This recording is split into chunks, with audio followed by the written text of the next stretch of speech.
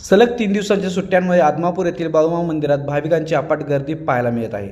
महाराष्ट्र दिन, शनिवार आणि रविवार या सुट्ट्यांचा योग आल्याने राज्यासह परराज्यातूनही मोठ्या संख्येने भक्तांनी मंदिरात दर्शनासाठी हजेरी लावली आहे. सामान्यतः सुट्ट्यांच्या काळात पर्यटक हिल स्टेशन, जंगल किंवा समुद्रकिनारी पर्यटनासाठी जातात.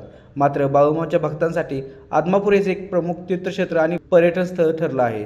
मंदिराचा देखणा परिसर, भक्तांच्या सेवेसाठी तत्पर असलेले सेवक वर्ग, तसेच शेजारून वाहणारा आणि 2 नद्यांना जोडणारा कॅनॉल यामुळे येथे एक वेगळेच आकर्षण निर्माण झालं आहे. भक्तांसाठी उपलब्ध असलेले विशाल भक्तिनिवास, स्थानिक नागरिकांचे आपुलकीचे आतिथ्य ही देखील येथील वैशिष्ट्ये आहेत.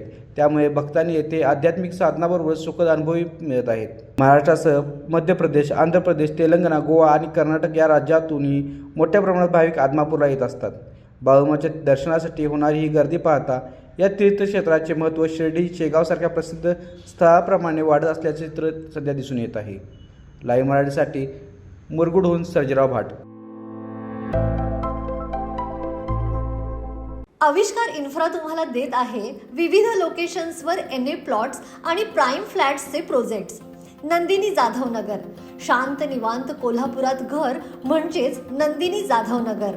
मल्हार रामगिरी, तुमच्या स्वप्नातील बंगल्याची पहिली पायरी. मल्हार रामगिरी हातकणंगले. पॅनोरमा हिल्स आंबा, सह्याद्रीच्या कुशीत निसर्गाच्या सानिध्यात तुमचं स्वतःचं फार्म हाऊस. पद्मविरा सिटी जयसिंगपूर, एक आधुनिक लाईफस्टाईल देणारा 1 and 2 BHK होम्सचा प्रोजेक्ट.